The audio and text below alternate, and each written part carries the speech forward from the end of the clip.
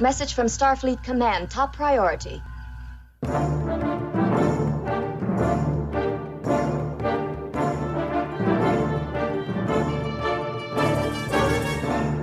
You are listening to the TrekRanks podcast, a member of the Tricorder Transmissions Podcast Network. This is episode 133, featuring the top 5 Trek crushes. Welcome, Star Trek fans. I'm Jim Moorhouse. I'm the host of the TrekRanks podcast, and tonight we're getting our crush on with our top 5 Trek crushes. And that's not crushers, by the way. We already did crushers back in like 30 episodes ago. But we are doing Trek crushes. So we haven't done a topic like this in a while, and I'm looking forward to see how everyone breaks this down. And to help us do that, we have 2 spectacular guests tonight, both content creators in their own right. First up, returning for his 3rd appearance on TrekRanks, it's my neighbor from a nearby quasar here in the San Diego sector. It's Mr. Ryan T. Riddle. Ryan, welcome back. Thanks for having me a 3rd time. This is my 3rd one already? Wow. It's your 3rd time, yes. I love it. Usually we have like a TOS-y topic for you, but we're spreading it out this time. Yeah, this is a good one. All right, and super excited to introduce our second guest, a renowned creator and connoisseur in the Greek stratosphere, in podcasting, comic books, web series, the amazing Red Shirt Diaries. We love that. I'm sure the list goes on. And now she's making her TrekRanks debut with Ashley Robinson. Hello. Thank you. I am an award-losing comic book author, actor, and podcast host. So that is... Someday you'll be able to change that. We love the Red Shirt Diaries. They were so ahead of their time. And people still talk about it and remember it. So congrats on that, because it's a really cool thing. Thank you. Thank you. Please tell Mike McMahon. Yes, he needs to pick up on that, because there's definitely some shared DNA there. I mean, I would just pass away if I could play a character named Ensign Williams in any movie Star Trek. it would be so cool. Except it was you were 100 years ahead with TOS. You know, she could be a descendant. Back in the before times, there was a discussion about doing the Gold Shirt Diaries, for a single episode, and jumping into a future Ensign Williams who just for some reason looks the same because genetics are funny like that. That works with Star Trek. But we have to assume that only exists in the Mir universe, because we were very graciously granted 31 episodes under the understanding we will never make 32. New World Order for that stuff. Right? Exactly. All right, Ashley, for our first-time guest, we'd like to get a quick Trek origin story. So what's your backstory on Trek? How'd you get into it? Or have you seen it all? What's your favorite series? Just give us a quick snapshot. So I for a long time, I was like, yes, I have seen it all. I'm not current on all of the Star Treks right now, except for Prodigy and Lower Decks, because those are the 2 that I cover for Roddenberry. So I have to. They're also... luckily my favorite of the new Treks, so I just get to talk about what I am the most interested in. But I have seen at least one season of every type of Star Trek that there is. So I like to say that, yes, I've seen it all. When I was 12 years old, one day I came home from school, and Spike TV, the network for men, if you got home at 4:00, aired TOS, TNG, DS9, Voyager, and this was when Enterprise was originally airing. So then if there was a new Enterprise, it would air Enterprise. So one day I said, I will watch this. And the first episode of Star Trek I ever watched was Arena, which is high-key a very good episode. I know we like to make fun of Arena because you can see the Gorn zipper and stuff like that, but it really encapsulates who Kirk is and what the ethos of like the wagon train to the stars is. And from there, I was like, I guess I'm watching all of these now, and I'm obsessed and will be for the rest of my life. And now I live in good traffic, like a 25-minute drive from Vasquez Rocks. So I guess it was just in the ether and in the universe that I was always going to be Gorn or Vulcan, if you're like an 09 movie fan, Vulcan adjacent. My favorite series is Deep Space Nine. I credit Deep Space Nine instead of Lost with popularizing serialized television. Of course, there's been serialization in some form of another before that, but I really think Deep Space Nine kicked that off in the populist sense. And I like to say that I really connect with it because Cisco reminds me of my father, who was a military officer. And this is the part where everyone runs over to my Twitter and says, "You're white." And I say, "Use your imagination." He can still be like my bald father and give me nice vibes. So, as we go through, you're definitely going to see some, I got a heavily biased list towards the Deep Space Nine. And wait, did I miss anything? Did I answer everything? There's like 10 things you just said I could do an hour deep dive on. So I'll be back anytime. Incredible, especially Arena and living near Vasquez Rocks and Deep Space Nine. Vasquez Rocks hikey, also one of the best hikes in LA. Just beautiful, beautiful. Yeah, great. I love doing it. Okay, that is fantastic, and I love that you've seen at least one season of every series. That's perfect. But you've probably seen like 95% regardless. So anyway. I've seen all of the OGs. So yes, of course. And by the way, how good is Prodigy? Oh my God. Prodigy is about to become the thing that when people say, I want to get into Star Trek, but it seems like a lot, I'm going to give them Prodigy. It's so good. It's kind of already there. And I talked to the Hegemans yesterday and I was like, where is my plushie? Give me a Rock Talk plushie yesterday. I want my Zero. They're all coming. They have to be. Yes. Oh, sweet baby Zero. They're all good. It's so good. All right. This is awesome. Let's get into our TrekRanks recalibration and get into this topic. What are you recalibrating? Everything. It's a sweeping, a recalibration of all systems. As regular listeners will know by now, general order number one of the TrekRanks charter is that we love Trek and we love to rank Trek via some deep dive topics just to get the conversation started.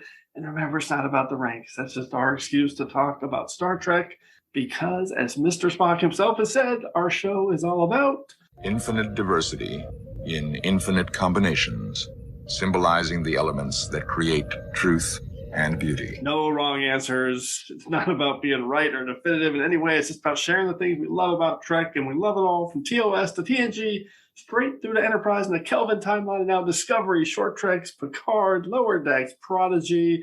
It's all fair game here on the TrekRanks podcast. Black alert. Black alert. And a reminder that this episode of TrekRanks is current through 828 episodes of Star Trek.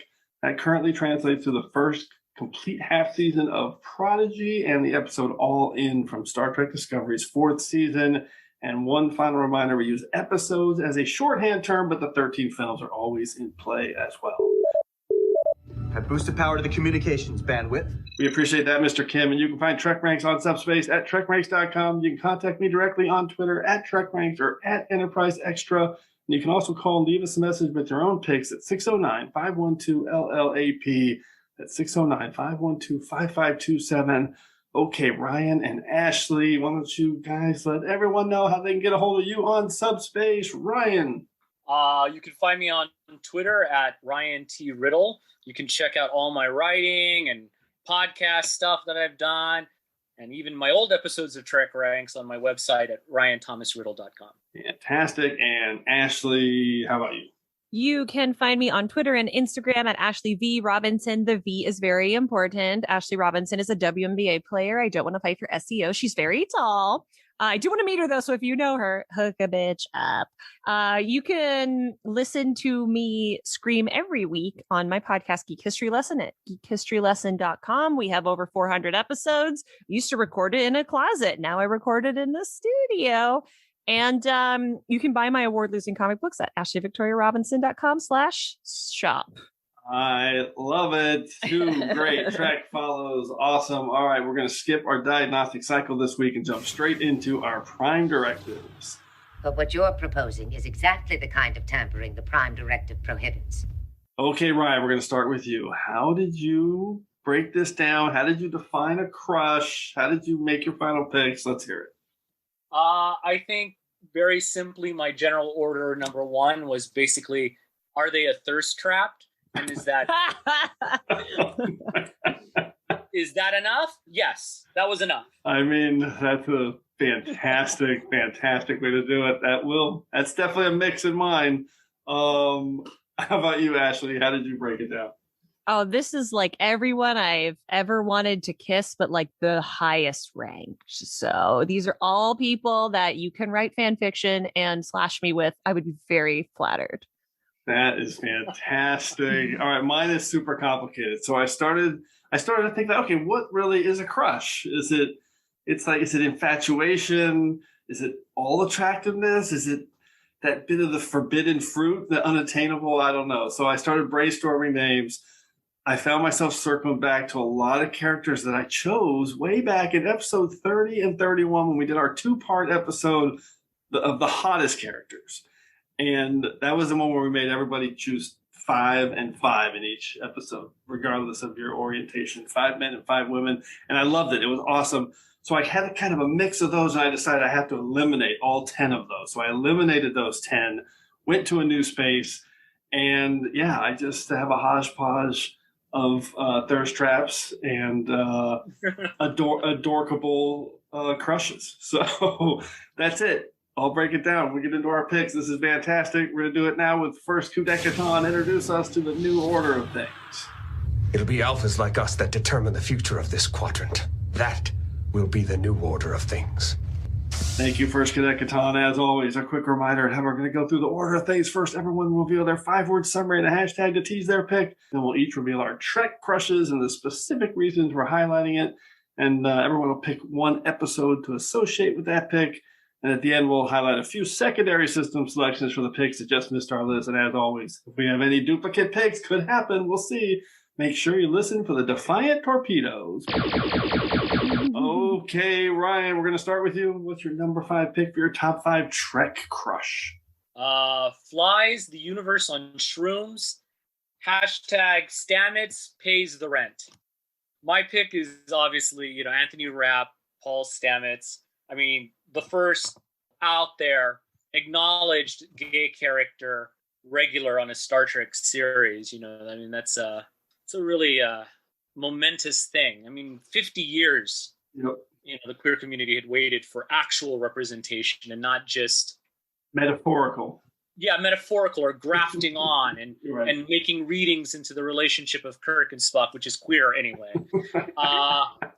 You can't debate me on that. That's how I feel about Bashir and Garrick. I'm like, they dated.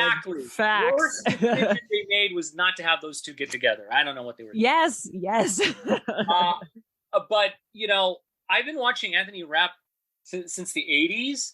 Like, he was in that movie Adventures in Babysitting. I was about to say Adventures in Babysitting. Yeah. With his face all blown up against the glass door. I was like an angel. And it took me years because I love Ren is my favorite musical, probably the only musical I really, really like. Yes, me too. You're my favorite.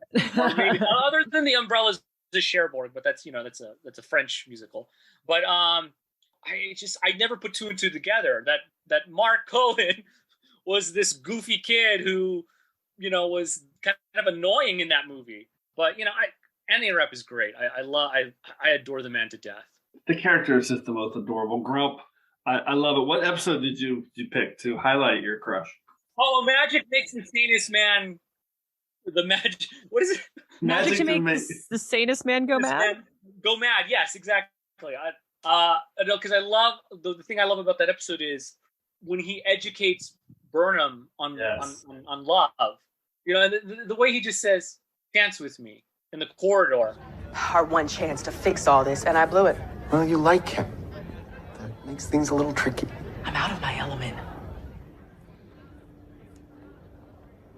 Dance with me. For science. I need to see what I'm working with. But say I wanted to step out of my corner. How do people connect in that way? You and I fell in love after I told him to get lost. That doesn't make any sense. Love isn't logical. Here, can you let me lead, please? I was in a wonderful cafe on Alpha Centauri when 3 seats down comes this hideous humming. Have you ever heard someone try to hum Caecilian opera? I can't say that I have. Well, I told him to stifle it or sit somewhere else. Instead, he sat right next to me. And he's been there ever since. It's the first time you see Stamets really open up his humanity as a character. You know, before that, he's kind of like Bones in the engine room, kind of like, get out of here. I don't need you in here. You know, but here's where he's like he's reaching out and he's showing her. And then the story about how he met Hugh. The dance for science is so memorable and lovely. Ashley, what's your take on Paul Stamets? I mean, I said this before we started recording, like I high-key love Anthony Rapp, had a picture of him in my locker in high school, went to see him and Adam Pascal in the revival of Rent, and I think I told him to his face, I could finally see your eyelashes. So I will be adjusting and he signed his biography for me. Like, I can't say enough nice things about like how much he inspires me just like as a creative. And Paul Stamets, also named after famous mycologist Paul Stamets, is a wonderful character. Thank goodness they didn't just fridge Culver and never move on from that. So I very much approve of this choice. But my list is going to be a living list. So if somebody else says someone on my list, I might move it. So now we're gonna be shifting around a little bit. Fluctuate as you go. Okay, well then stakes in this game. I love it. Who's your number 5 then? So my number 5, I think of these as tweets, even though they're only 5 words, is an actual man-child, #DS9 baby, and it is Jake Cisco, because God. As a grown woman, he's no longer a character I have a crush on, but he was a very formative crush for me. I was 12, I think, when I started watching Deep Space Nine, so he was right around my same age for most of the series. I wanted to be a writer. I used to write Star Trek fan fiction, which I pray is scrubbed from the internet. And Jake wanting to be a writer and growing up with a military father as a weird creative kid was also very similar to my journey. And child actors are tough because they are often very bad. And Cyril Lofton is amazing as Jake Cisco. Like, not only does he look like Avery Brooks, which is a big plus, and you can tell by the way they interact in each episode, the real relationship that they must have had on set working together every day. But as the character becomes more complex, he rises to the occasion. There is an episode that I don't know the name of, but it's the one where Jake basically learns that he is, in the military sense of the word, a coward. And it really cements why he's not going to go into Starfleet. And some people don't like what that says about Jake, but I really admire that episode because you can do something worthwhile and heroic without being in a military or like a peacekeeping armada. Like, right, Starfleet is sort of this paramilitary, pseudo-military construct. And I admire that as a young person, he's able to understand that and then sees values in his other interests and his other talents. And that is how he is going to contribute just as much as his father and this legacy that he comes from to the world. So even though, because I am now older than Jake Cisco ever was on the show, I don't feel comfortable being like, yes, I have a crush on Jake Cisco. He was a super, super formative crush for me. He remains one of the best young characters. Like, Wesley walked so Jake could run, I think. I think they learned a lot from how Wesley was portrayed and some of the things that they tried to do, arguably with various degrees of success, so that we could get characters like Jake and Nog later on down the road. And yeah, because again, just really loved him when I was a child. So I was like, you got to be on the list somewhere, but we're probably going to put him at number 5. You started with childhood crush and then just went on an analytical deep dive on his character. Wow, I'm blown away. That was so good. I mean, come on. you've sold me on Jake Cisco. I love it. Cyril Lofton. This is a fantastic pick because my first thought was, wait, he was a little kid. Oh yeah, so were you. I get it. Right, but like that's the important caveat. Also, look, yes, Mr. Lofton, if you want a coffee, I know we both live in LA. Call me anytime. Ryan, what's your take on Jake Cisco, Cyril Lofton? He's great. I think the thing about Deep Space Nine is the heart of that show definitely was the Ben and Jake relationship. Mm-hmm. That was what was the core emotional thread in that show. And in the 90s, it was. I think he's Avery Brooks said this. Don't quote me on this, but I think he did say something how rare it was at that time in the 90s to see a black man, a single black man, raising a son and being completely invested in his son's life. I think that's an outtake or an extended part of the captain's interview that he did with Mr. Shatner that was then put in the DS9 documentary. And it's true. And look, good. I'm a white woman, so I didn't understand that when I watched it, and I needed him to say it to understand that. But I'm glad that you brought that up. I love it. All right, let's go to my number 5 pick. 5 words in a hashtag. Beauregard, Gertrude, and Beehive hairdos. Hashtag, why don't you go chase an asteroid? Yes, it is Yeoman Janice Rand, Grace Lee Whitney from The Man Trap. And I had to go with my very first crush. This is kind of like you, Ashley. I was like 7 or 8 years old. She was just so beautiful. I mean, the best hair on the Enterprise. Glorious. And it's funny to me that it was way later, way older when I learned like, what? She's only in 8 episodes? No, she's not. She's in like every single one. I was in love with her.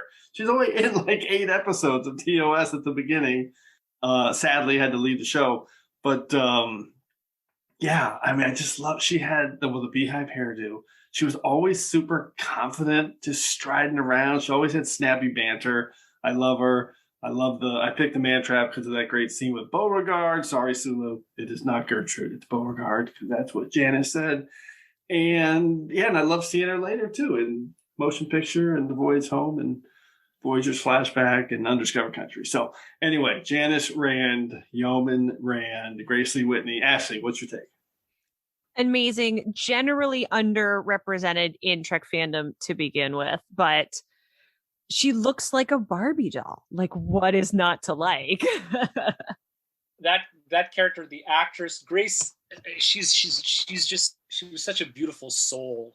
I had a friend who chanced and had lunch with her a few years ago before she passed, and just a lovely, lovely woman. And the tragedies that happened in her life and how she overcame them is just awe-inspiring. Yeah, it's impressive. So much and impressive, and there's so much that character could have been, right. And I think had we seen Harlan Ellison's original City on the Edge of Forever, you would have seen a very different Janice Rand.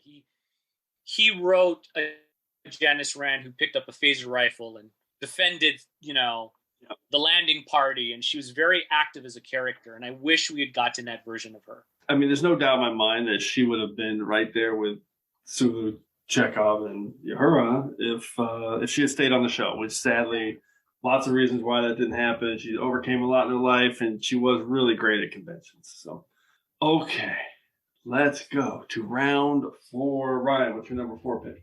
Captain James T. Perfect Hair. Hashtag Captain Fine to the Bridge. Oh, I love it. Okay, so when growing up, I wanted to be William Shatner's Captain Kirk. I never was attracted to William Shatner, but I wanted to be William Shatner, right? I don't know what that says about my psychology. That makes perfect sense. Right. But Chris Pine's Captain Kirk can get it. Before or after the mole removal? Wait, what is this? I don't know anything about this. So if about halfway through Into Darkness, he has quite a large mole on, I don't remember which side of his face it is. Someone is yelling at their phones right now. I don't think it disappears about halfway through, but it comes back because they didn't shoot it in order. So it's like Schrodinger's mole. I don't know anything about that. I'm going to pretend like I never heard that. Ryan, keep going. I like his Kirk is the thing I like about his Kirk is that he grows into the original series Kirk over the course of 3 movies. Correct. And if I were to choose one of those 3 movies, which there should be more of, I would choose Beyond, because I think that's where you really see him. And you could take Beyond and basically move it to the end of the original series, and it would work perfectly. Thank you. As the finale to the original series. Thank you. It just has that feel that's the crew that went through those adventures in those 79 episodes. Yeah, it's so underrated, development of Kirk through those 3 movies and that story arc. It's really great. I love it. Ashley, what's your take on Chris Pine as Captain Kirk? Look, in my opinion, all Kirks can get it. They're all very, very good. Chris Pine Kirk is also Steve Trevor, which is appealing to me. He's good in the future and the past, and he's funny. This is the funniest version of Kirk, so I approve. I approve this choice. I love it. An awesome pick. Ashley, how about you? What's your number 4? My number 4 is the nicest Trek officer ever.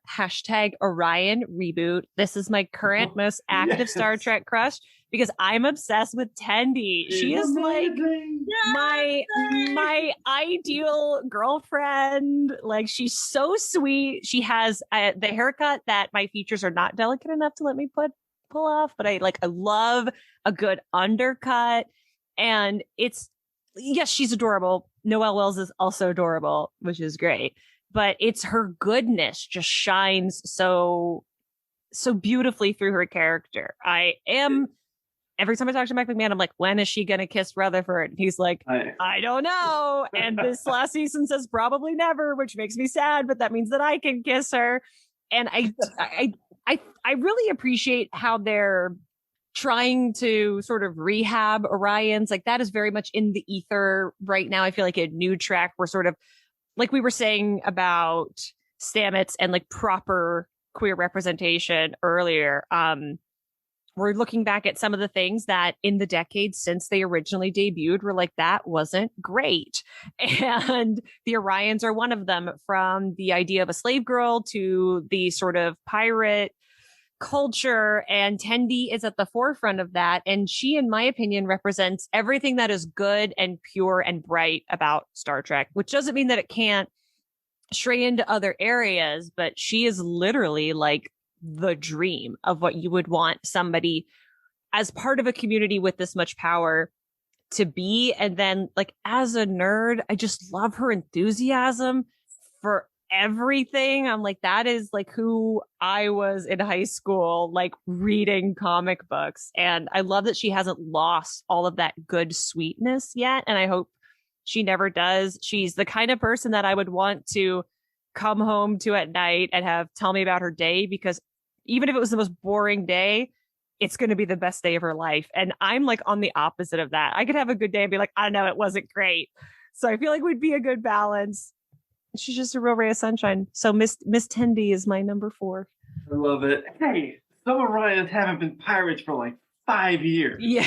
Come on, dude. Orions are pirates. Pillaging's your whole thing. Okay, stop. It is not my whole thing. And for your information, many Orions haven't been pirates for over 5 years. Okay, sorry.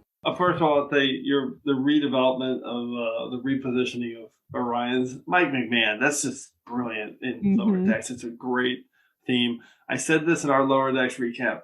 She tells the same joke like in every episode where like something's happened, and you think she's gonna say, it's a nightmare, or it's terrible. And she says, I love it, it's great. And I laugh every time, and I'm always tricked. I never see it coming, but they do. It's the best bit. Like, we're gonna die. You know what that means? I'm gonna die with my best friend. I love her. Ryan, what's your take on Tendi? Oh, she's great. I mean, my favorite. I hope they pair her more with Beckett, because I really love their adventure and their outing. Just right. that they make a great sort of mismatched team. But yeah, I love Tendi. I love all those Lower Decks characters. They're just, those 4 characters are really great. Oh, I want Beckett and Jennifer the Andorian to go on a date. Like they teased that at the end of the last season, and I was like, I didn't know I needed this, and I need more Andorians generally, but I really need this to happen. That is coming. All right, let's close out round 4. 5 words and a hashtag. A spider under the table hashtag. And a fair chance to redeem yourself. It's Cito Jaxa. And the actress is Shannon Phil, who isn't acting anymore, which is so sad. I want to see her in something else. And we always hope when that happens, it's because people made a lot of money and they said, I'm going to retire now. Fair enough. I like that. I like that thought process. I will say I get weak in the knees when Cito Jackson shows up or is brought up. I love her. She's amazing, super smart, super brave and strong. And she's a kick-ass pilot on Nova Squadron. Mm-hmm. So, and I chose the First Duty instead of Lower Decks because First Duty kind of introduces her. And Lower Decks, we all know, is just part 2 of her trilogy because someday we're going to get a return of Cito Jackson. Come on, Mike McMahon. This is sitting there for you. Just bring back Cito Jackson at some level in Lower Decks. I know it's going to happen. And yeah, she's awesome. She's a terrible liar in the First Duty, but she's adorable. And I just love her 2-episode arc. And there you go. Cito Jackson is my pick. Cito Jackson lives. Ashley, what's your take? I can't believe that you picked like a guest star episode where people are going to be screaming to their phones to be like, wait, what? Who? Huh? No. Everyone. Hey, if you're listening to TrekRanks, I think most people know who Cito Jackson is. Oh, definitely. But if this is anyone's first episode, they're like, wait.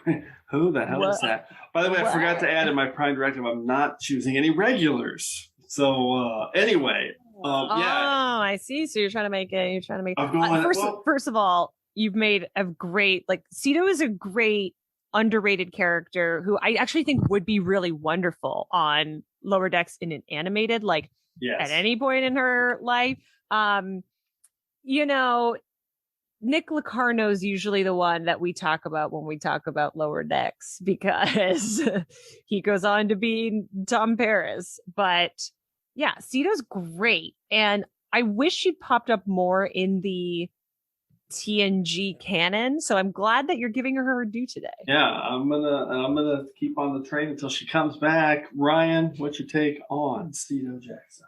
Oh, she's a fantastic character. I wish she was actually sort of like a semi-regular recurring character on TNG.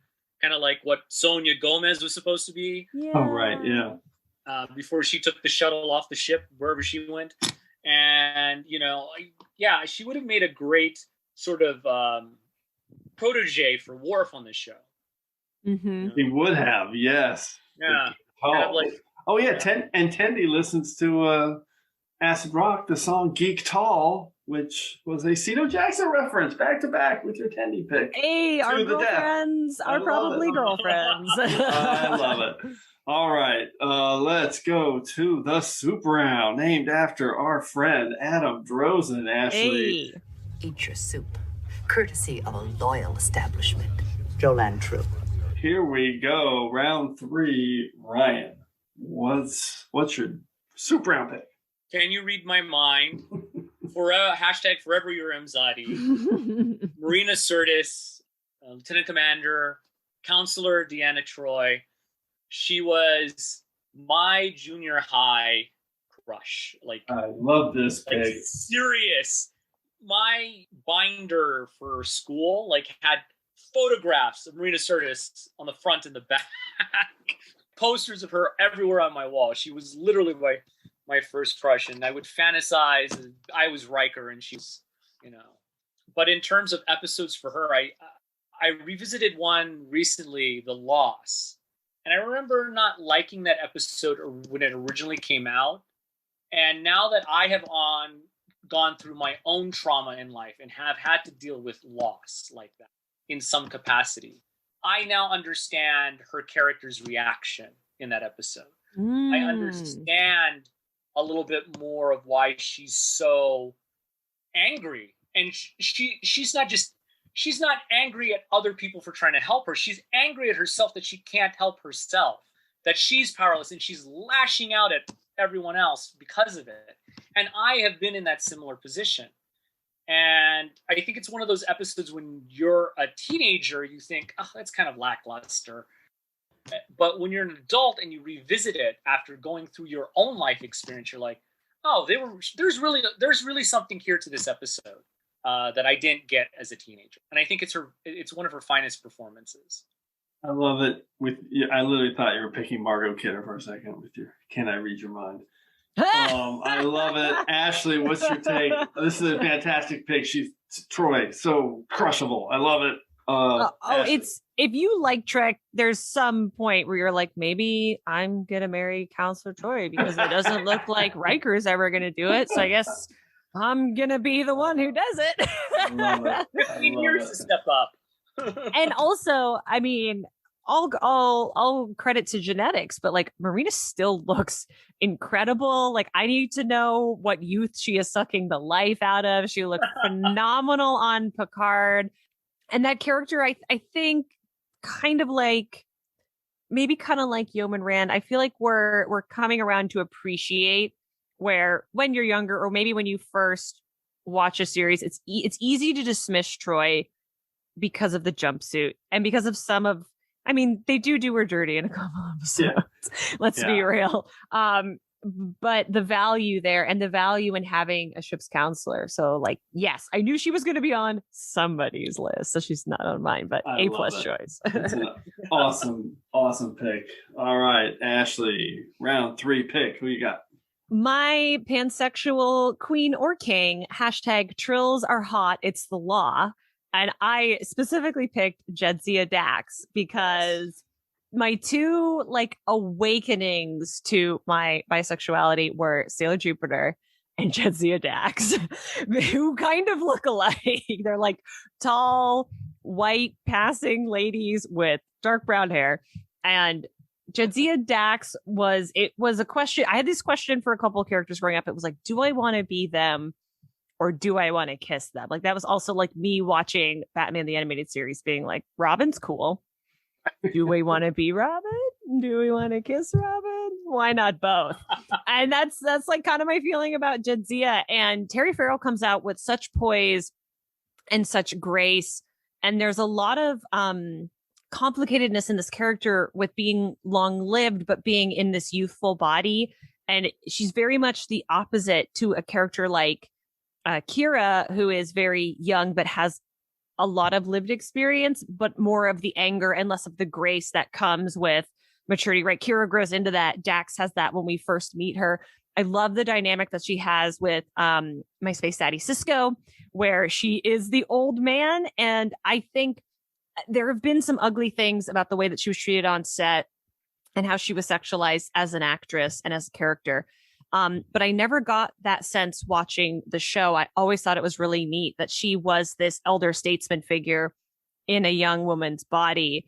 And so she feels like she's the kind of girl that I could come home to and tell about my trauma. And she would pet my head and tell me it was okay and make me a cup of tea. But then at some point, we're going to take our clothes off and the spots go all the way down to her feet. And there's something about that is like so hot. And I don't understand why. But like I said in my hashtag, it's just the law. Oh, I get those urges all the time. Of course, I never act on them. And Trials and Tribulations. I mean, she's the only person who could maybe give Yeoman Rand run for her money, being like, she also looks like a Barbie in the red dress. I mean, pretty sure she actually, I know this. I have it written down here. Yeah, she was on my no, she wasn't. She wasn't. Sorry, on my hot list. Anyway, yeah. If she wasn't, she deserves to be. Listen, Jadzia Dax, we're all just Julian Bashir to Jadzia Dax, aren't we? Brian, what's your take on Jadzia Dax? This is amazing. She's absolutely the most crushable. Yeah, she definitely is. I love that you have this statuesque woman who's also this very analytical scientist, right? Mm-hmm. It shows, you don't have to, it said something at the time. For me, I think in terms of the way women and generally the way women are portrayed on Star Trek. So we're getting better. We're getting better. We had Crusher and Troy and Yar. Now we have Jadzia Dax. We're really getting better. And now you're going to get a female captain soon. Yeah, she played through that so well because they didn't really know what they had or wanted with the character early on. And, she was she came in and was playing it stiff, but then just quickly, or not because she was incapable of it, because she was playing the way they were leading her, but she quickly just made it her own. I mean, and that character, just incredible. I think that's all Terry Farrell. It is, and I think the one thing I liked about her character was, and you see this a lot with her dynamic with Worf, which I'm not going to get into because I have things about that relationship, but you had someone that was a woman that also had agency over her own sexuality in a Star Trek, right? And I think, that says a lot about the character and the way she's portrayed. And you see a lot of that in the dynamic of how like stuffy, whatever, and how he can't, I think about when they're getting married and she has to make the candles and I almost said 3D prints. She replicates them and Worf is like, what? How dare you? F you, Cirilla. Yeah, really. Jazzy is the best. Okay, let's go to my round 3 pick. 5 words and a hashtag, and I love this because it's the mirror of your pick, Ryan. 5 words and a hashtag. Gym unit, disclose the information. Hashtag name your carbon unit crush, and it is Ilea, Percy's Kumbata from Star Trek: The Motion Picture. Yes. I mean, guys, I was 12 years old, and I mean, are you kidding? I still love bald women to this day because that was just imprinted on me as a 12-year-old. The most beautiful thing I've ever seen on the screen. I love her. I love the Deltons. I hate creepy Will Decker. Just the whole portrayal and the level of sci-fi that character represented to a 12-year-old watching in the theater 5 times. I love her. She's absolutely beautiful. And of course, Troy's character was created from a spec or some level of spec's the word. They basically took those 2 characters and made them Riker and Troy. So yeah, I love it. Ashley, what's your take on Ilea? Oh, Ilea's amazing and is a really strong illustration of how Star Trek evolves because she very much looks like you could see this character in a Twilight Zone episode in black and white, and you'd be like, yes, she belongs in a science fiction show of this time period, but also very modern, very forward thinking. And for anyone to be bald and to pull it off is quite an accomplishment. And she has a very nicely shaped head. And I know that's a strange compliment, but like she looks great bald, which I don't think everyone can pull off. No, not at all. Fantastic. Ryan, what's your take? Oh, I love Persis Kambata. I mean, the way she was able to not blink. Like, if you watch the scenes, she does not blink. Her eyes are open all the time. I wonder if that was her choice or if that was a direction. No, that was an actual choice on her part or on Robert Wise's part. Yeah. And it's just the way she's able to switch from the warmth of the actual Ilea to the Ilea avatar robot, to the robotic is just. I would have been interested in seeing Ilea continue in like that 70s show that became Star Trek: The Motion Picture. She's and Jim knows how much I love Star Trek: The Motion Picture. I think it's the best Star Trek movie ever. In the end, she's an endlessly fascinating character. Just really, really well portrayed and well created. I love it. Okay, round 2. Ryan, what's your number 2 Trek crush? Oh, my number 2 Trek crush. Dr. Thirst Trap is in. Hashtag my so-called abs. Okay, all right. I already know who this is. So, Hugh Culber, Wilson Cruz. I have had a crush on Wilson Cruz for a long time. Like, a long time. Like, since my so-called life. I think because we're about the same age. So when that show, it was age appropriate for me to have a crush on him when he had that show was on. So, I love the empathy that Wilson Cruz brings to the role of Hugh Culber. Hold still, or you'll wind up looking like a Tellarite. How's the patient, Dr. Culber? Well, I took care of the skull fractures first. Another millimeter and the palatine bone would have pierced his cortex. The frontal lobe is overrated. It only contains memory and emotional expression. It's completely unnecessary. Well, I'll save it. Just in case you might want to have a feeling one day. he in itself an empathetic character, which is why he's now the ship's Troy, right? Right. Just there's so much going on in his face. He does have amazing abs, and I joke about his abs, but there's so much warmth and character and emotion whenever he's in a scene where you're just on his face and he's looking at people. You can see, even when he has nothing to contribute to the scene in terms of dialogue, when other people are talking, you can see him relating and reacting to the other characters. And it's that aspect of both the actor and the character that I have a fondness for. It does help that he has a washboard stomach that I can wash my uniform on. I was gonna say it's also just it's his portrayal of Ricky on My So-Called Life that I cannot ever stop thinking about. Even when long before he was on Star Trek, it was just like, what a character! You talk about groundbreaking characters in the history of television. He's right there at the top of the list.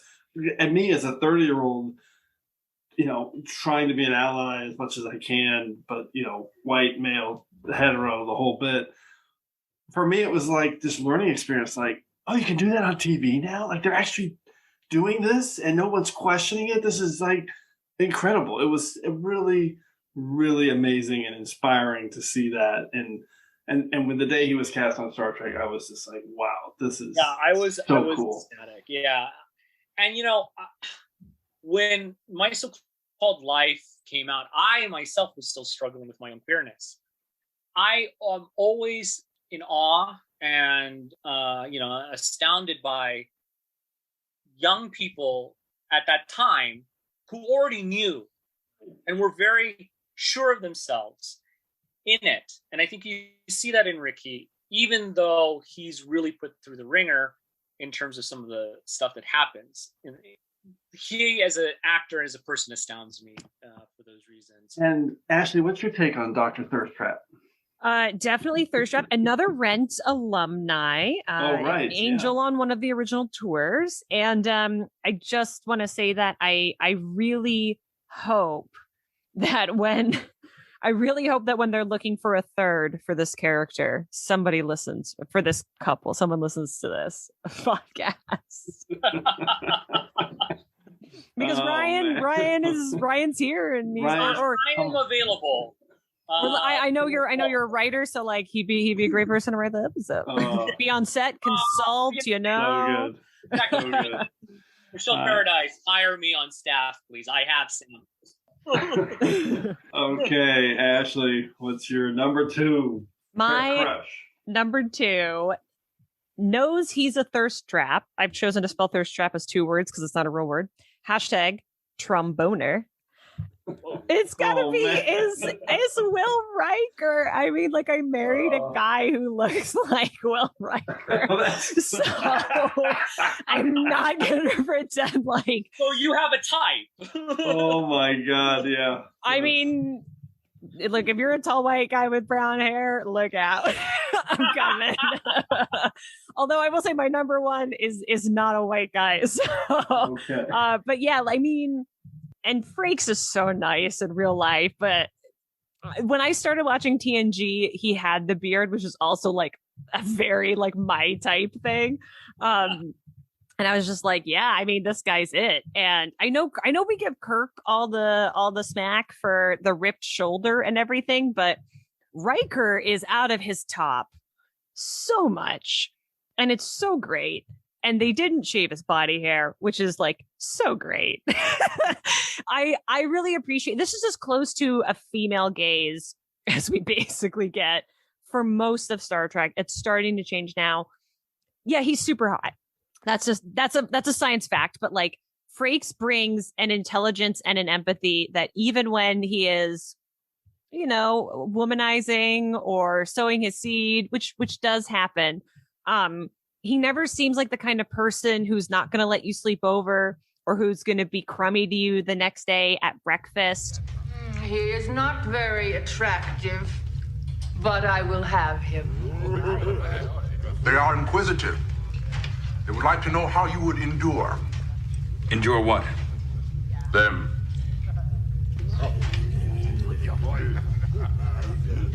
One or both? Red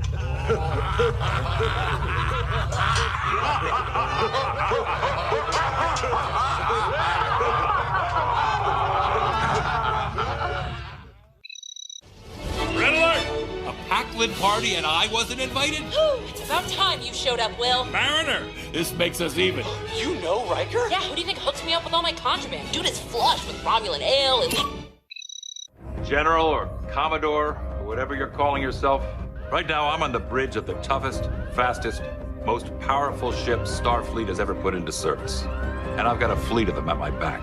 We've got our phasers locked on your warp cores. And nothing would make me happier than you giving me an excuse to kick your treacherous Talsiar ass. But instead, I'm going to ask you one time to stand down. You're becoming agitated. You bet I'm agitated! I may be surrounded by insanity, but I am not insane. Yes, absolutely. I do indeed concur wholeheartedly. Auto-destruct. Cancelled.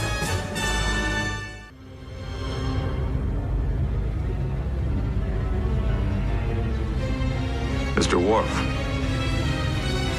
Fire. It is satisfying to be able to come full circle in Picard and see that Imzadi was true. He did grow up.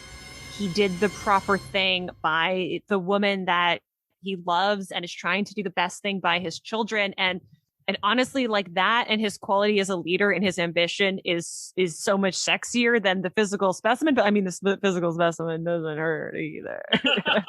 And he's a musician and he's from Alaska, so he's practically Canadian and I'm Canadian. So there's just a lot. There's a lot of Riker to love. I love all of it. Put him in more plaid and tie-dye robes. Even now, I will take it.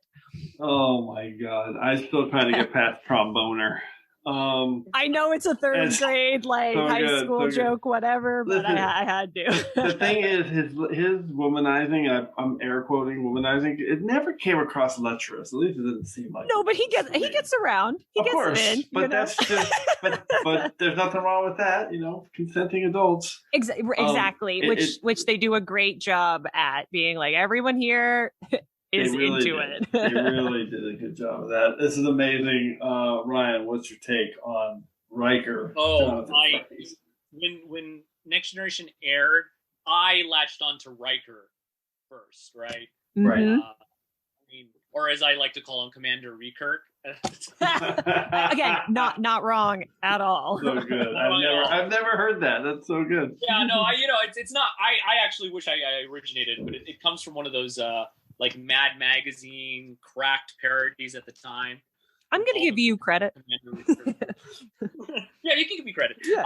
But I know this is gonna make a lot of people a little upset, but whatever. I actually would have loved a season 4 where Riker did become the captain of the Enterprise and Patrick Stewart left the show. I know. Patrick Stewart's a great actor. Agreed. Would have loved to see it.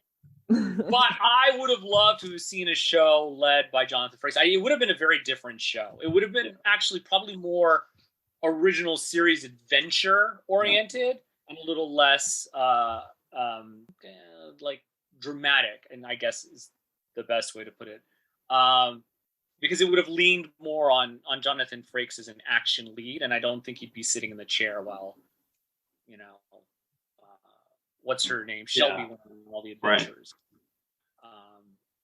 Well, I'm glad. I love Jonathan Frakes. I got to see him in Marina Sirtis at a convention as a kid in 88, 87, like right before the third season was going to air. And yeah, he's super charming to all the fans. He's the best. It's just, he has no, there's no ego. There's no nothing. It's just, it's just very genuine. It would be devastating if he was an asshole. Like, it would truly be devastating. He is totally devastating. I mean, he's at the top of the good guy list. It's pretty clear. Okay, for the two people that are yelling, what about the episodes? Because I've been so excited. I keep forgetting to ask you guys. Who did you pick for Culber? What episode? if memory serves. Okay, classic. Where he has it out with Ash Tyler. Oh, that's right. Yeah. But what I liked about that was, even as much as the bury the gay thing in the first season really cheesed me off, you know? Yep. In the second season, I do like, once again, having gone through trauma, I understand, I got where they were going, and I love that they spent time to develop. They didn't just kind of dismiss it. Oh, he's back. Like, they actually dealt with the repercussions of him coming back to life. Does he even feel like who he is? And also dealing with encountering his abuser, more or less.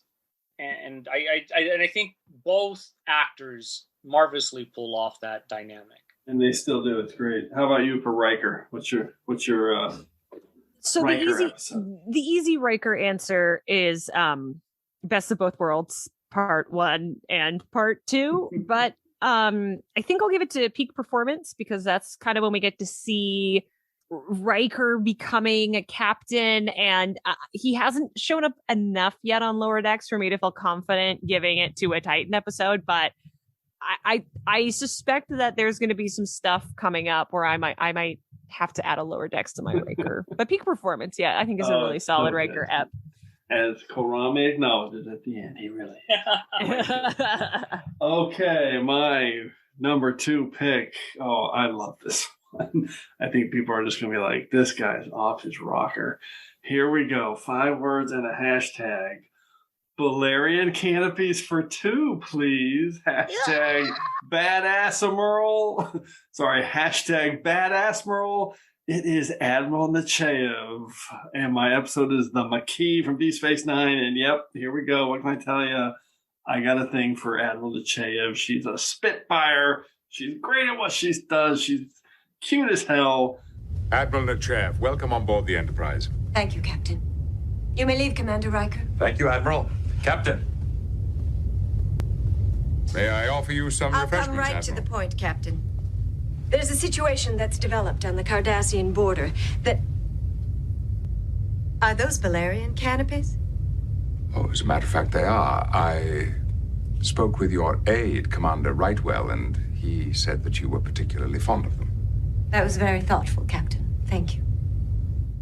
Please. I love it. She's a great character. Oh, I love that whenever she shows up, the stakes are completely raised. Like things are on the edge, and there's a lot of there's just all hell's breaking loose. So she's a great crossover character. D Space Nine, TNG. Mm-hmm. Did I mention she's cute as hell? I love her. And yeah, I chose the Maquis episode because she has that scene with Cisco, and it's just this amazing verbal back and forth that the two have, just blow for blow, where she's like challenging him on, Odo's a shapeshifter and he's your chief of security. I'm not sure that's the smartest thing, And she calls the Maquis a bunch of hotheads, and she's telling Cisco to remind them that they're part of the Federation. And then when she leaves, Cisco has that amazing speech, one of the best, where, what does she think I've been doing? It's easy to be a saint in paradise. It's awesome. I love Nechev. Ashley, what is your take on Alina Nechev, played by Natalia Nagulich? What's your take? I mean, she is a stone cold hottie, and for the crossover power alone, I think an excellent choice. But also, I think the Maquis episodes and the Maquis content in general, just because in Voyager it's so quickly swept under the rug because they all have to be a crew, doesn't get enough credit for like how cool and interesting it is. So I'm glad that you called out that Deep Space Nine episode in particular. Yeah, it really is good. And with Cal Hudson, I mean, there's yeah, really the story of a guy who leaves the Federation to go do that. Ryan, any feelings for Admiral Nechev? I love it when a character comes in to the show and pushes Picard's shed in. Lasky. So I love it when someone, especially a woman, comes in and is just like, I don't like you. You can't charm me, Captain. So I like it when Picard has characters that challenge him, and I like that she did. Love it. Okay, let's go to round 1. Begin round 1. I want to hear these picks. Ryan, who is your number 1 Trek crush? More than a hailing frequency, hashtag representation matters. Of course, Nichelle Nichols, Lieutenant Uhura. Yes. The original Space Queen. As a kid, I always had a crush on Lieutenant Uhura. I think her and maybe Eartha Kitt's Catwoman might have been my first crushes as a kid. I see you have a type. I almost married someone that was that type. There's, even though, and I will always argue this, that in television, yes, Star Trek was groundbreaking in that it showed a black woman in the future, when usually it's a lily white future in a lot of science fiction up to that point, right? And I think there are other shows of the time that came after that were a little bit more progressive in terms of black women portrayals, right? Diane Carroll had a show where she was the lead and a single mom. But there's something to be said about what Nichelle Nichols and Lieutenant Uhura represented at the time and giving hope. I always think of Whoopi Goldberg's thing where she says, Mommy, there's black people in the future, and I think that says a lot, because then, when you can see yourself in that future, when you can see yourself and not have to find your way in or create fiction to place yourself in that universe, when you can see yourself up front, it's even better. And that goes back to my thing about Paul Stamets. It's that it's just being there in that future that says so much. As a kid, and I always say, like, my three Star Trek characters are Kirk, Spock, and Uhura. And I like that character was given more due in the reboot movies. Mm-hmm. But there's just something about Nichelle, fabulous singer. God, that she's a dancer. She's such a rich person, and such a warm person. She's incredible. She's groundbreaking. She's beautiful beyond belief. What episode did you pick? The Game Masters of Triskelion, because Uhura gets to go on a landing party, which was very rare. And then there's that wonderful scene where she refuses to whip someone. Mm-hmm. Right. And then she fights off her own rapist, basically, in that episode. That's a great pick. So I think there's a lot of strength in the character of Uhura that was not explored as much. It's such a great pick. She's one of my favorites, and I always go back to 10 episodes in Balance of Terror. She's sitting at the con as they're destroying the Romulan. It's incredible. Ashley, what's your take on Nichelle Nichols as Uhura? I always thought that if I was in Starfleet, because as I mentioned earlier, like Jake Cisco, I am a coward.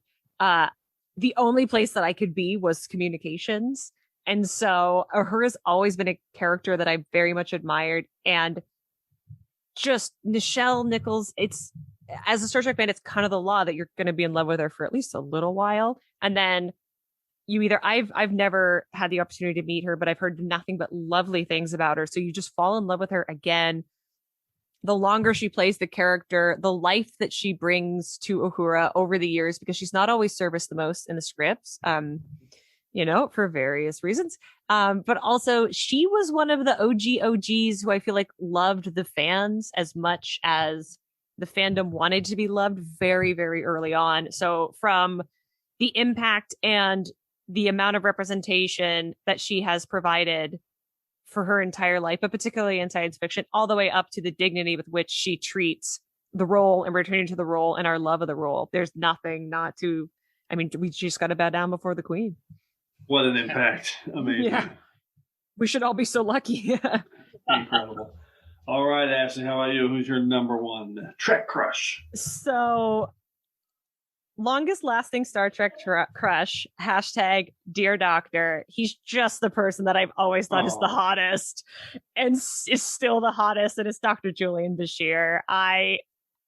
The minute I saw Sadiq El-Fadil, I was like, don't know who this guy is. Love him. He's perfect. Never change. Looks great in Game of Thrones. Looks great on his live streams that he does.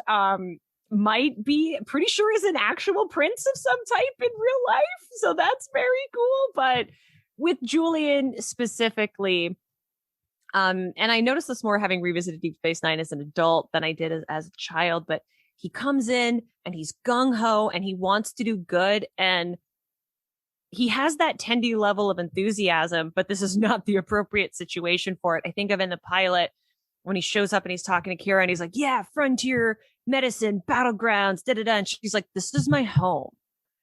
And the way that hits somebody who is that fresh and that innocent, and the journey that he has to go on in order to become friends with Miles and then become the doctor that these people need on this outpost at this time, and then ultimately to be worthy of loving Dax, who turns out to not be the Dax that he expects at the end in Ezri. It's one of my favorite things about Ezri is we get like Julian and Dax to be together at least for a little bit in the mythology of the show.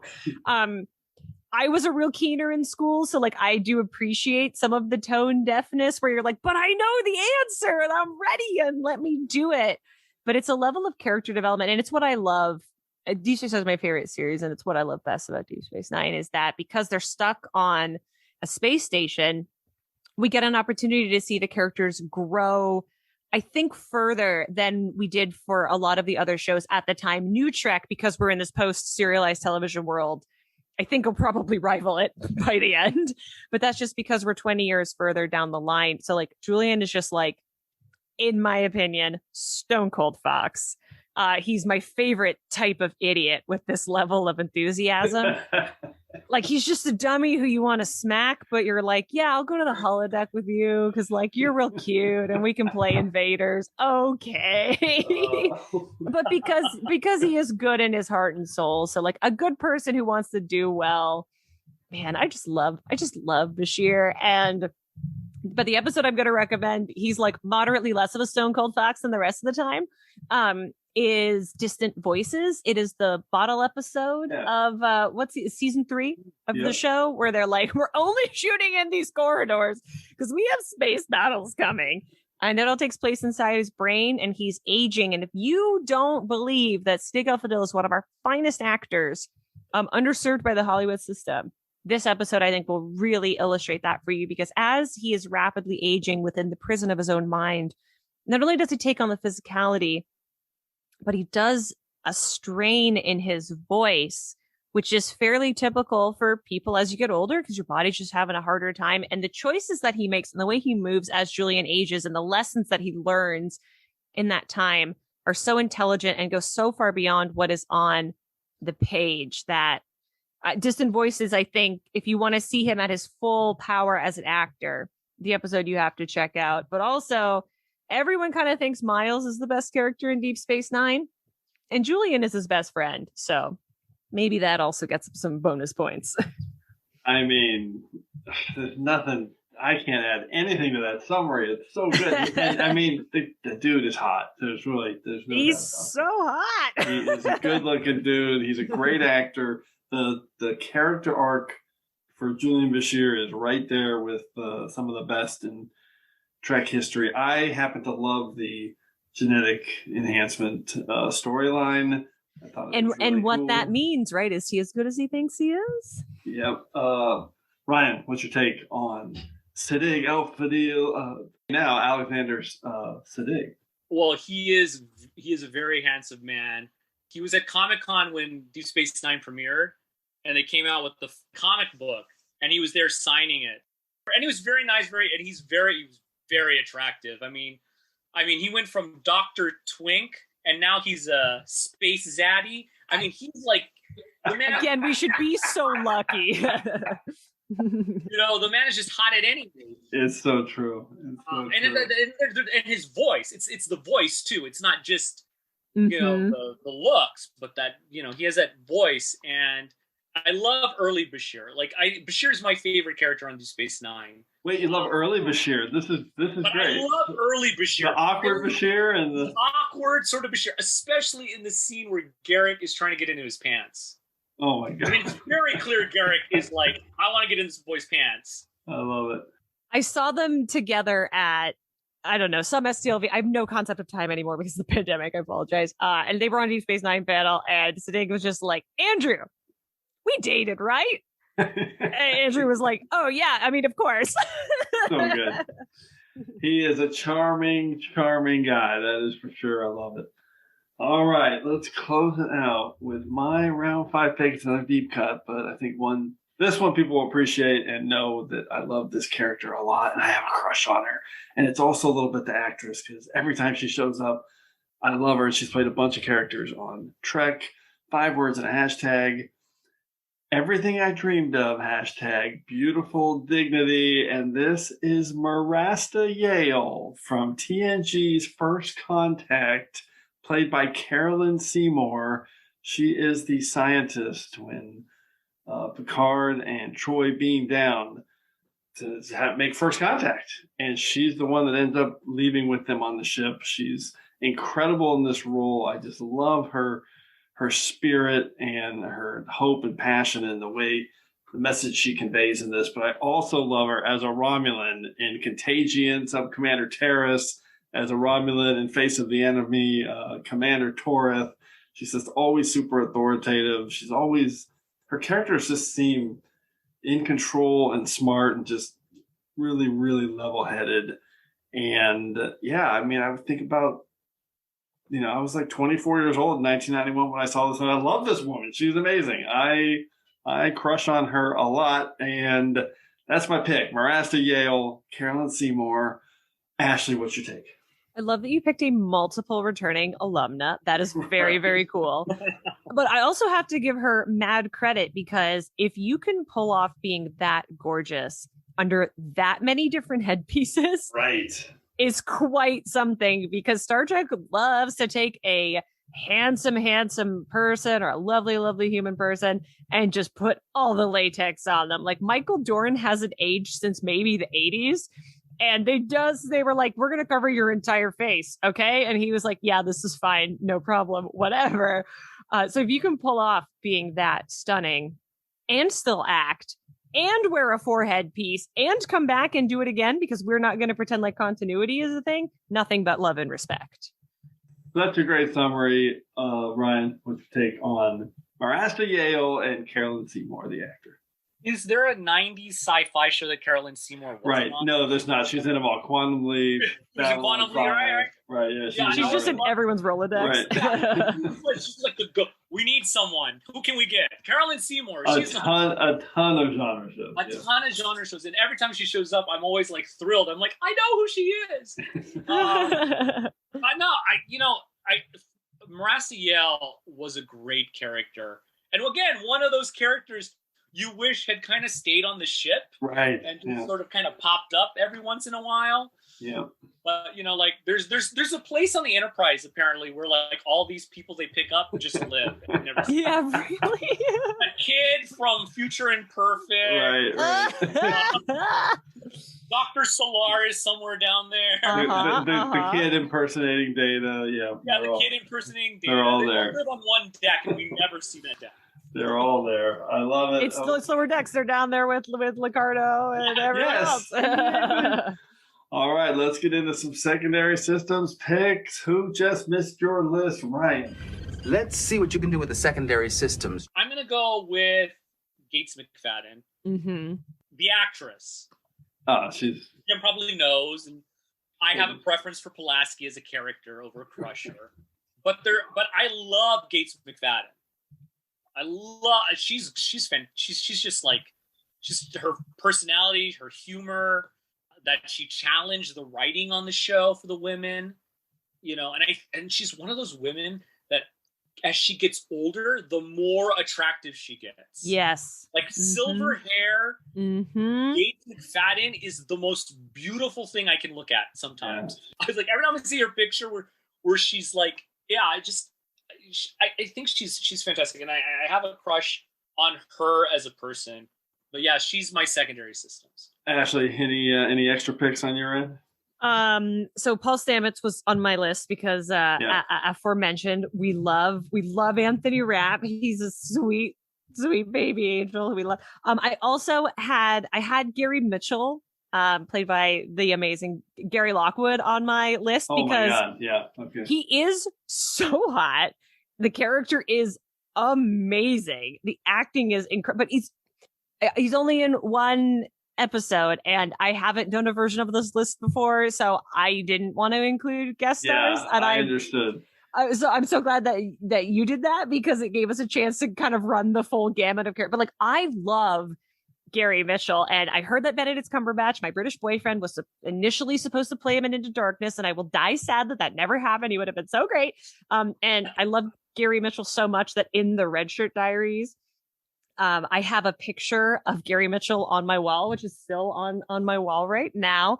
And spoiler alerts, he dies. Well, he goes away. However you want to think about it, right? Whether or not he dies, I suppose, is up to you. Because he was like my space crush in the show. Like, I just love Gary Mitchell. So he was almost on my list too. He just oozes testosterone. I mean, that guy. He is an incredible actor. Yeah. Really, really dynamic. Okay. My list, my toughest cuts, if I had included anybody on my previous list of hottest, I definitely, because I didn't pick any guys today, but I would have picked Shakar, because I love Shakar. Man, I got a crush on Shakar. Good choice. That guy's a stud. Duncan Rieger, the actor. But my other ones were Trip Tucker. I love Trip Tucker. Yeah, I think Trip is also almost on my list. and Vic Fontaine and James Darren. Ooh, and I even thought about Nog, but it wasn't really a crush. So I feel like we're all in love with Nog, right? But I don't know if anyone has a crush on Nog. And I don't mean that to be. Different. I don't mean that to be shady, but also like an actual child, like Jake Cisco. All right, my other ones were Robin Leffler, Ashley Judd, Dr. Helen Noel from Dagger of the Mind, Mariana Hill, gorgeous.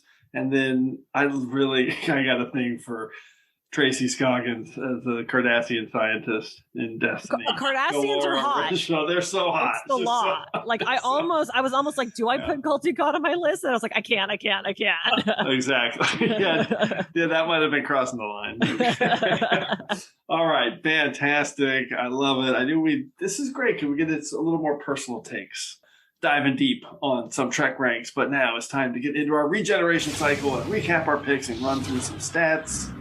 Computer, activate regeneration cycle. Alcoves beta and gamma. Okay, Ryan, recap your 5 picks. Paul Stamets, Chris Pines-Kirk, Counselor Deanna Troi, played by Marina Sirtis, Hugh Colber, is played by the abtastic Wilson Cruz, and Nichelle Nichols as Lieutenant Uhura, the OG Space Queen. Love it. So you spread it around 2 Discovery and then 1 each from TOS, TNG, the Kelvin timeline, and you had 3 guys and 2 women. Fantastic representation. Ashley, how about you? I have Jake Cisco. I have Tendi. I have Jadzia Dax. My bias is so clear here. Will Riker and Julian Bashir. Amazing list. You also had 3 guys and 2 women, and you spread it around with 3 from Deep Space Nine, 1 from Lower Decks of TNG. We were really fair on this one. I'm not much better. I had Yeoman Janice Rand, Grace Lee Whitney from TOS. My number 4 pick was Cito Jaxa from The First Duty from TNG. Number 3 was Ilea from the Motion Picture from TOS. Number 2 from Deep Space Nine, Natalia Nagulich, Admiral Nechev. And my number 1 was Carolyn Seymour as Marasta Yale from TNG. So I had 2 from TNG, 2 from TOS, and 1 from Deep Space Nine. And I had all women. I suck. But how dare you cancel? This is the internet. All right, so to break it down, we had no duplicates. We spread it. This is pretty good. We had there was 9 women picked, 6 men, and then there was feminism. There was 6 aliens and 9 humans. So, although that's racism. And I'm counting Jake Cisco at no. That's a good representation. 9 and 6. That's good. It's not. It's not bad. It's not bad. I'm counting Jake Cisco as a human because we all know he's part prophet. Wormhole. Well, I mean, yes. But who knows? But Who knows yes. how that really works? Anyway, the series breakdown. This we did well. We had 1 from the Kelvin timeline, 1 from Lower Decks, 2 from Discovery, and then 3 from TOS, and 4 each from TNG and Deep Space Nine. 2 films were picked. I think we covered a lot of awesome ground. I love it. Great topic. But as we do every week, we've been hit by a temporal distortion. So before we can depart, it's time to hear from you. The temporal distortions are fracturing space-time throughout the ship. Cause? Unknown. Oh, we know the cause, Mr. Two-Box. All the amazing feedback that we continue to receive from our listeners here at TrekRanks. And this week's temporal distortion is sent us back to episode 121 in our awesome episode on the top 5 Delta Quadrant species. And I'm just going to relay one quick list that we got in. It made me laugh. From @SignalLost1, Gravitational Eddie on Twitter. It's pretty short. Here we go. His number 5 was the Dream Aliens, and then he has a little commentary on each of his picks. The Dream Aliens, they literally lie in bed all day. Then number 4 was the Komar Space Music Critics. They definitely are, with Paul Williams leading the way. Number 3, the Tac, the most unforgiving people Janeway ever met. I just see this guy, or whoever this person is, just in a monotone delivering all this commentary. It's great. Number 2 was the Teresian, Harry Kim's True Home. If only it had been. And number 1, this is my number 1, Kazon, go to a desert planet to find water. I love that. This is great commentary, hilarious list. Got a ton of great feedback for that episode.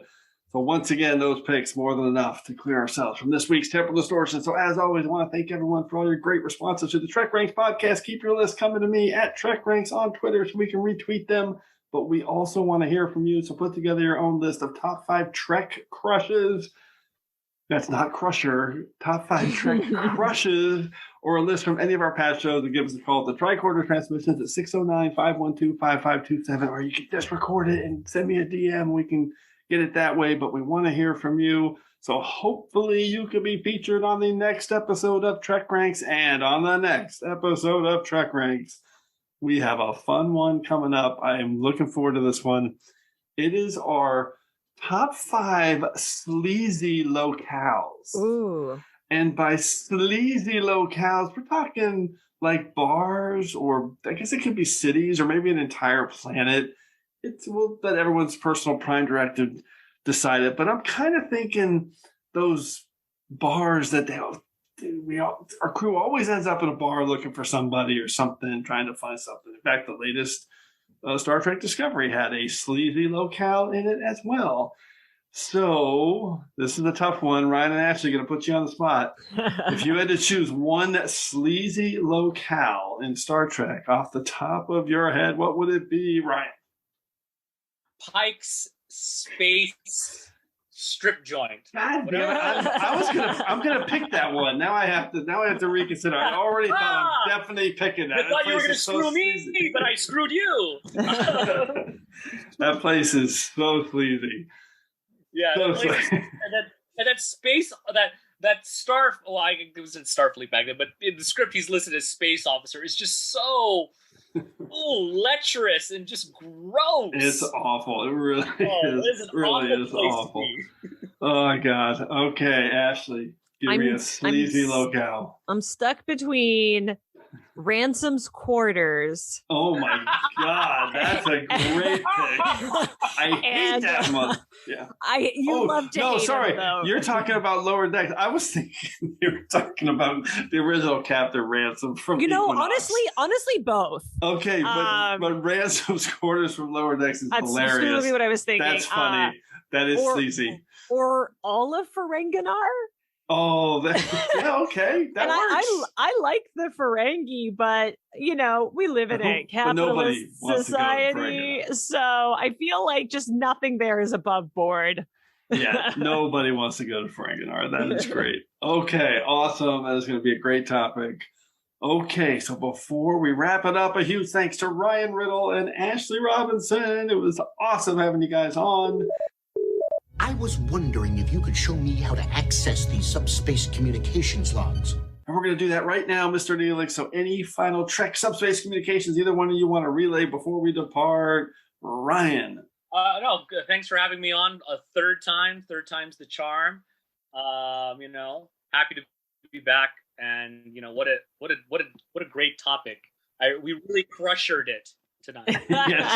yes we did. Ashley, awesome to have you on. Thanks for making time. Thank you for having me on. Thank you for introducing me to Ryan, my new rent best friend. Yes. And if this airs in March and you liked anything that I said, please come support my Kickstarter for my new comic book series, Aurora and the Eagle, at auroraandtheeagle.com. I love that temporal causality loop. This is dropping in April. Sorry, guys. Well, then it will have funded and come and pre-order it in the backer there you store. Go. I love it. Okay.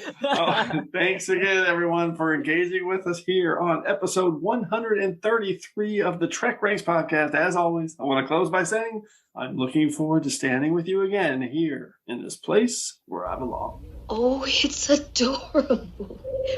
What is it? What is it? Why, lovely lady, it's a tribble. A tribble? Only the sweetest creature known to man. Except, and of course, your lovely self. Oh, it's purring. Listen, it's purring. It's only saying that it likes you.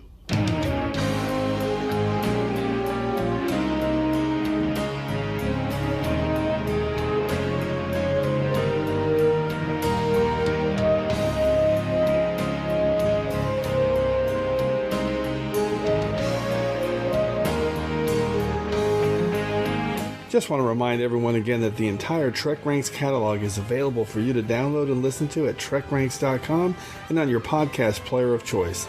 Our episodes never get carbon dated, so check out the topics you've missed and maybe just want to listen to again over at TrekRanks.com.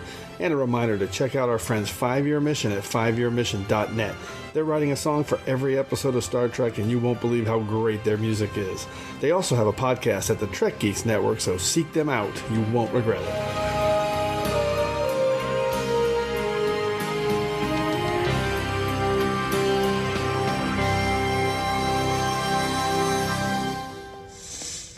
Lieutenant Ilia, reporting for duty, sir. Welcome aboard, Lieutenant. My oath of celibacy is on record, Captain. May I assume my duties? By all means.